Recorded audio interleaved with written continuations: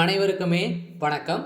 சற்று முன் கிடைத்திருக்கக்கூடிய ஒரு மிக மிக முக்கியமான செய்தி ஒன்று வெளியாகியுள்ளது.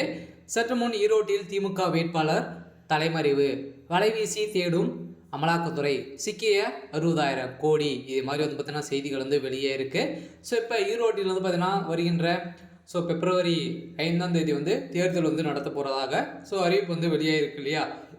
ஸோ இந்த அறிவிப்பின்படி வந்து பார்த்தீங்கன்னா இப்போ திமுகவுடைய வேட்பாளர் வந்து பார்த்தீங்கன்னா விசி சந்திரகுமார் அவர்கள் வந்து போட்டியிட போகிறார் இல்லையா. இவருடைய சம்மந்தப்பட்ட இடங்களில் வந்து பார்த்தீங்கன்னா அதிரடியாக ரகசியமாக வந்து பார்த்தீங்கன்னா அமலாக்கத்துறைக்கு தகவல் வந்து கிடைக்கப்பட்டிருக்கக்கூடிய சூழ்நிலையில் இவர் வந்து ஆட்சிக்கு வந்து பார்த்தீங்கன்னா பணம் கொடுத்துட்டு வர்றாரு, மக்களுக்கு கொடுக்குறாரு அப்படிங்கிற மாதிரி வந்து ரகசியமாக கிடைக்கப்பட்ட செய்தியால் இப்போ அதிரடியாக வந்து பார்த்தீங்கன்னா இப்போ திமுகவுடைய வேட்பாளருடைய வீட்டில் அவருக்கு சம்மந்தப்பட்ட இடங்களிலும் அதிரடி ரைடுகள் வந்து நடத்தியிருந்தாங்க.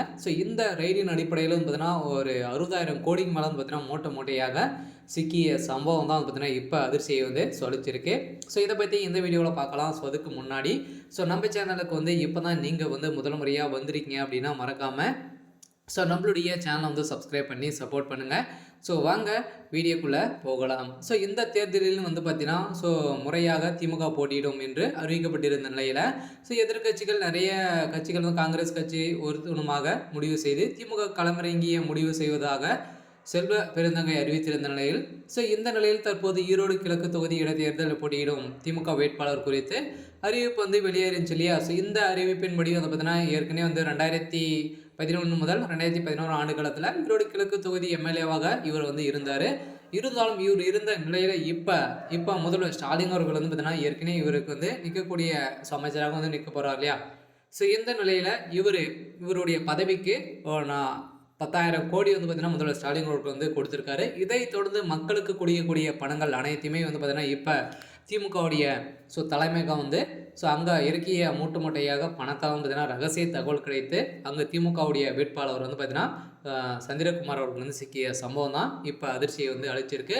இதனால் இப்போ திடீர்னு வந்து பார்த்தீங்கன்னா ஈரோட்டில் திமுகவுடைய வேட்பாளர் வந்து தலைமறைவாக இருந்து வருகின்ற நிலையில் இவர் போட்டியிடுவாரா அப்படின்றத எல்லாருடைய கேள்வியாகவே வந்து இருந்திருக்கக்கூடிய சூழ்நிலையில் தான் இப்போ திமுகவுடைய ஒட்டுமொத்த நிலையை வந்து இப்போ வந்து காட்டி கொடுக்கக்கூடிய நிலையில் தான் வந்து இருக்குது. அதனால் திமுக இப்போ வந்து பார்த்திங்கன்னா இப்போ தேர்தல் வந்து நடக்கும் போதே அங்கே தீவிர விசாரணை வந்து நடைபெற்று இருந்த நிலையில் அமலாக்கத்துறை போலீஸார் வந்து பார்த்திங்கன்னா இப்போ ஒரு 60,000 கோடி வந்து சிக்கிய சம்பவத்தினால இப்போ வந்து பார்த்திங்கன்னா திமுகவுடைய வேட்பாளர் வந்து கைது செய்யப்பட்டிருக்காரு.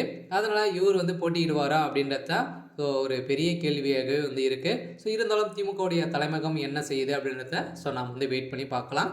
இதே மாதிரி செய்திகளை தெரிஞ்சுக்கணும் அப்படின்னா மறக்காமல் நம்மளுடைய சேனலை சப்ஸ்கிரைப் பண்ணிக்கோங்க. தேங்க்யூ.